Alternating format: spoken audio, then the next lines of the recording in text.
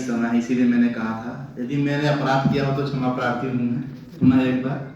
अब मैं जो है बुलाना चाहूंगा बड़े आदर और सम्मान के साथ उन्हीं की पंक्तियों से, जीवन का करना जिसे अपने उद्धार चाहिए। बार बार उद्गार दिमाग में आ रहा, उससे जुड़ा हुआ हूँ।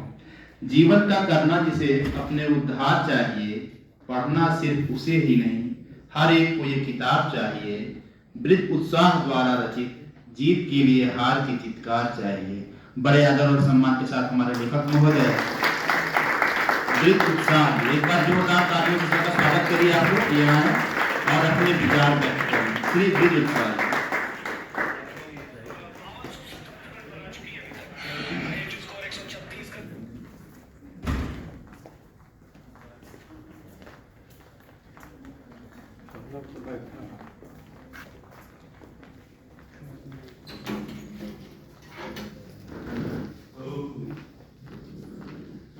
बहुत बहुत धन्यवाद संचालक महोदय। काफ़ी महत्वपूर्ण भूमिका में संचालक महोदय की भूमिका होती है पूरे सभागार की, जो कि बखूबी वो सुबह से ही निभा रहे हैं हमारे इस कार्यक्रम के शुरुआत से। इसका मैं बहुत बहुत आभारी हूँ उनका। जीवन का प्रथम क्षण, जीवन में कुछ क्षण ऐसे होते हैं जो कि प्रथम होते हैं, और उस प्रथम क्षण का अनुभव सबके लिए बहुत ही अविरल, बहुत ही निश्चल और कहीं अविस्मरणीय होता है। इस क्षण की चर्चा करने से पूर्व मैं मंचासीन सभी अतिथि महोदय, अध्यक्ष महोदय, मुख्य अतिथि महोदय सभी का मैं करबद्ध प्रणाम करता हूँ। आपका आशीर्वाद चाहता हूँ। इतना बहुमूल्य समय निकालकर आप सब मेरे इस छोटे से आयोजन में सम्मिलित हुए मुझे आशीर्वाद देने के लिए। ये मेरे जीवन का ऐसा क्षण है जिसको मैं कभी भूल नहीं पाऊंगा। आपने मेरा आतिथ्य स्वीकार किया, इसके लिए मैं हृदय से आपका आभारी हूँ। सामने बैठे समक्ष मेरे तमाम मेरे अतिथिगण जो मेरे निवेदन पे न जाने के सुदूर क्षेत्रों से आए हैं, दूर दूर से आए हैं। कुछ को काफी कठिनाई भी हुई होगी यहाँ पर आने में। कुछ ऐसे हैं जो कि कल कहीं और थे, रात्रि कहीं और यात्रा में थे, आज पुनः मेरे सामने उपस्थित हैं। कुछ ऐसे हैं जिनको मैंने बहुत अंतिम में निमंत्रित किया और उन्होंने मेरा आतिथ्य स्वीकार किया।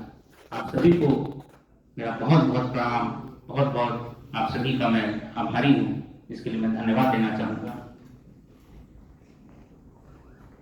परम पावन काशी की धरती, बाबा विश्वनाथ की नगरी में इस शिक्षा के तपोभूमि पंडित मदन मोहन मालवीय जी की तपस्थली में हम आज विराजमान है, बैठे हैं। मेरा ये अवसर जो मुझे प्राप्त हुआ इस प्रांगण में अपनी प्रथम रचना को प्रस्तुत करने का, ये ईश्वरीय अनुकंपा है। परम पूज्य गुरुदेव महाराज की अंदर आंतरिक प्रेरणा है जिसके तहत आज मैं आपके सामने उपस्थित हूँ। मैं अपने पूज्य गुरुदेव भगवान को भी सादर नमन प्रणाम करूंगा इस मंच से, जिनकी प्रेरणा विगत 3-4 वर्षों से मेरे साथ रही और इस पुस्तक का मूर्त रूप धारण करने में उसने मेरा बहुत ही योगदान दिया, सहयोग दिया जो है। साथ ही मैं आपको बताना चाहूंगा, इस पुस्तक की जब मैं लिख रहा था, इसके बारे में विचार विमर्श हो रहे थे, मन के आंतरिक भावों का आदान प्रदान हो रहा था, तो विषय आया कि इसको हम कैसे करें, इसको प्रस्तुत कैसे करें हम जन सामान्य के सामने। और सुबह बनारस के मंच से मेरी मुलाकात तमाम साहित्यकारों, बड़े साहित्यकारों से हुई और वहां से मुझे आपका परिचय प्राप्त हुआ, माननीय प्रकाशक महोदय जी का, पंडित क्षितिज द्विवेदी जी का। और मैं जब प्रथम बार आपके पास आया तो आपका स्वभाव, आपका निष्ठता मुझे काफी प्रेरित किया और मैंने तुरंत निर्णय लिया कि मैं अपनी प्रथम पुस्तक आप ही के यहाँ से प्रकाशित करूंगा, आप ही के दिशा निर्देशन में चलूंगा। और मैं आपको बताऊं कि वो सहयोग मेरे लिए अतुलनीय है, वो दिशा निर्देश मेरे लिए बहुत ही सुंदर है, जिसका मैं शब्दों में बयान नहीं कर सकता। मैं प्रकाशक महोदय का बहुत बहुत आभार व्यक्त करूंगा। बहुत बहुत धन्यवाद आपका, मुझे यहाँ तक पहुँचाने के लिए, मुझे दुनिया के सामने आलोकित करने के लिए। साथ ही इस मंच में यहाँ पर मुझे प्रकट यहाँ उपस्थित होने के लिए मैं श्री अतुल पांडे जी का भी बहुत बहुत आभार प्रस्तुत करूंगा। वो है नहीं यहाँ पर, जा चुके हैं, व्यस्तता थी उनकी। उन्होंने पूरा ये सारा कार्यक्रम आयोजन करने के लिए मुझे काफ़ी सहयोग दिया, काफ़ी दिशा निर्देश दिया। उनकी टीम अब भी मेरे सहयोग में खड़ी है, उनका भी मैं बहुत बहुत आभार करूंगा। आज के इस पल की मैं अपनी पुस्तक पे आता हूँ। ये पुस्तक मैंने क्यों लिखी, इसका मूल उद्देश्य क्या है, ये कहाँ से मेरे अलौकिक अंदर से निकली। एक पंक्ति आती है कि किसी ने मुझे इतना दर्द दिया कि मैं खुशियां बांटने निकल गया। तो कहीं ना कहीं अपने जीवन के वित्रांत से कुछ ऐसे अनुभव निकल के आए, कुछ ऐसे पीड़ा निकल के आई जो कि कविता का रूप, कविता का माध्यम बनी।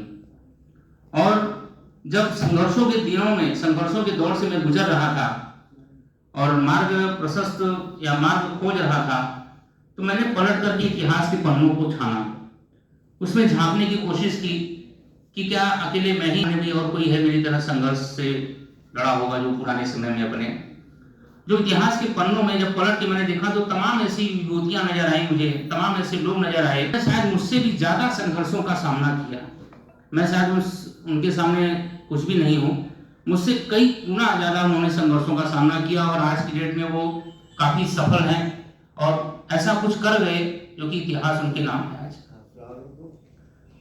मैंने उनसे प्रेरणा प्राप्त करके इस पुस्तक की रचना शुरू किया और तमाम चीजों को लिखना शुरू किया। ये विगत 3-4 वर्षों का ये यात्रा है इस पुस्तक को मूर्त रूप देने का, और इसमें मेरे परिवारजनों का भी बहुत बहुत योगदान रहा।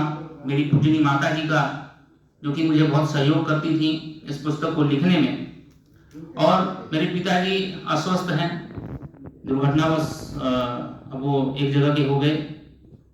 उनकी सेवा से मुझे वो निवृत्त कर दिया करती थी कि आप जाकर के अपने इस पुस्तक के कार्य में लगिए और मैं सेवा में संलग्न रहूंगी। और ये पुस्तक मैं अपने माता जी के श्री चरणों में समर्पित करता हूँ। ये पुस्तक उन्हीं के समर्पित मैंने लिखी है। इस पुस्तक में संचालक महोदय तो चाहूंगा पुस्तक तो मेरे बैग में पड़ी है अंदर। हाँ कोई भी।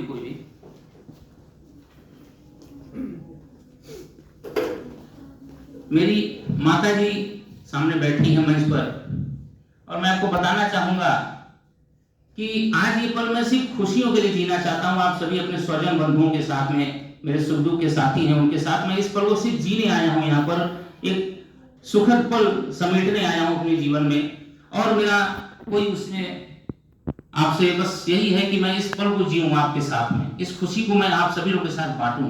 मेरा बात इतना ही उद्देश्य है आज के दिवस का। और इस पुस्तक में माता जी ने अभी तक मेरी पुस्तक खोली नहीं है, और ये मेरी बिटिया, मेरी श्रीमती जी इस चीज को जान रही थी कि शायद खुले तो उनको कुछ भावावेश आओ, उनको भाव में डूबने का मिले। मैंने इस पुस्तक में अपनी माता जी की ये एक छाया चित्र भी लगवाई है। अपनी माता जी को मैं उनके बगल में बैठ के काफी देर से देख रहा था, उन्होंने अपनी पुस्तक अभी तक खोली नहीं है ना, उनकी निगाह गई। तो मैं यहाँ से उनको प्रणाम करता हूँ, उनको आशीर्वाद चाहूंगा कि ये पुस्तक मैं उनको समर्पित करता हूँ।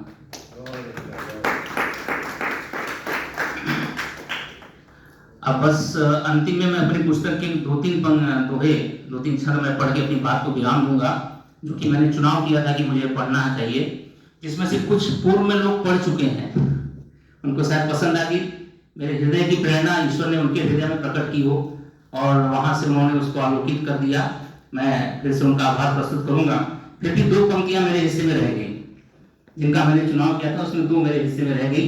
मैं उसका आपके सामने प्रस्तुत करता हूं।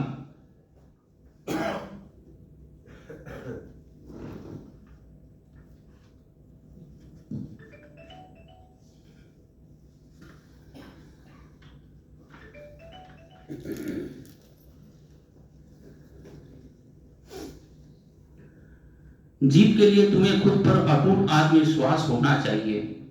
कुछ बदले चाहे न बदले, कुछ बदले चाहे न बदले, जीत का जाप हर श्वास में होना चाहिए। पाने को अपना आत्मविश्वास, तुम्हें अपना अविश्वास होना चाहिए। एक दिन में ही नहीं मिलती जीत, एक दिन में ही नहीं मिलती जीत। जीत के लिए तुम्हें तैयार होना चाहिए। जीत के लिए हार पर पूर्ण अविश्वास चाहिए, जीत के लिए हार की चित्कार चाहिए।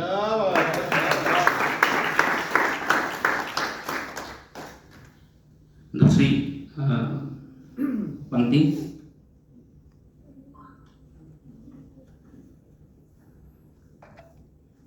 ये कुछ वीर रस से मैंने इसको सजाने के प्रयास किया। हार की चुनौतियों का जो श्रृंगार करे, हार की चुनौतियों का जो श्रृंगार करे, जीत का सिंहासन से उसी को स्वीकार करे। हार की चुनौतियों का जो श्रृंगार करे, जीत का सिंहासन से उसी को स्वीकार करे।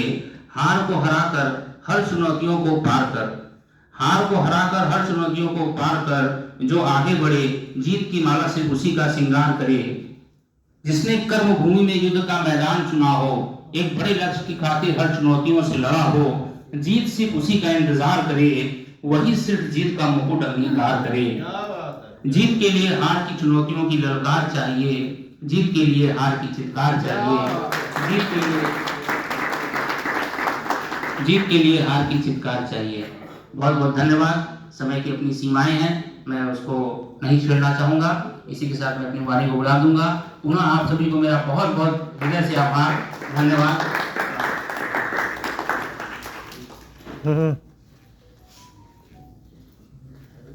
बहुत बहुत धन्यवाद सर। अब मैं बड़े आदर और सम्मान के साथ डॉक्टर अनिल सिन्हा